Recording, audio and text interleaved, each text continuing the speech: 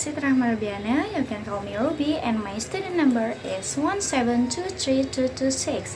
And today I'm going to talk about two interesting topics inside the computer and molecules programs.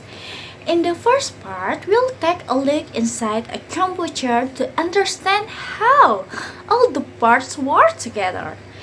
And in the second part, we'll talk about something a bit dangerous, molecules programs that can harm our computer. So, let's get started with the first topic, inside the computer. Let's go!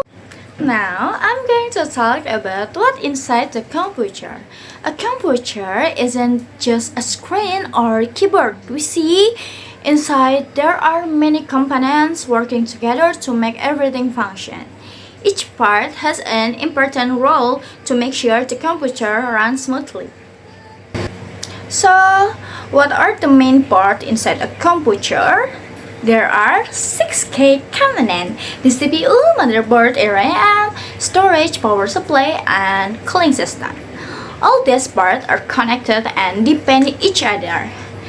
If one of them fails, the whole system might not work properly. Okay, so what's the CPU, Central Processing Unit? The CPU is known as the brain of the computer. It controls everything and processes all data. It has 3 main parts: the ALU, which does calculation, the control unit, which manages data movement, and registers, which store small bit of data temporarily. Without the CPU, the computer can't think or do anything. Alright, now what's the motherboard? The motherboard is like the main highway inside a computer. It connects the CPU, memory, storage, and other parts together. It allows them to communicate and share data. Basically, without the motherboard, the computer wouldn't function at all. Okay, memory or RAM. RAM stands for Random Access Memory. It stores temporary data that the computer needs while you're using it. When you open the files or application, they load into RAM so they can run faster. But when you turn off the computer, the data in RAM disappears. That's why it's called temporary memory. Okay, now we talk about storage device. Storage is where all your file, apps, and system data are kept permanently. There are 2 main types: HDDs and SSDs. HDDs have longer capacity but work slower, while SSDs are much faster but more reliable. Most modern computers use SSDs for speed and HDDs for extra space. And now we talk about power and cooling system. The power supply gets electrically to all the components. Without it, nothing would work. The cooling system, like fans or heat sinks, keep the temperature stable and prevents the computer from overheating or getting damaged. Wait, what's the peripheral device? Peripheral devices are the tools we use to interact with the computer. Input devices like keyboard and mice send data in, while output devices like monitors and printers show the result. They make computer more useful and user-friendly. Okay, now the last part of the inside computer. So in summary, every part inside the computer has an important job. The CPU processes data, the motherboard connects everything, RAM stores temporary data, and storage saves it permanently. With all these components working together, the computer runs smoothly. Alright, next, let's move to something a bit scary: molecules programs. Technology helps us every day, but it also has risk.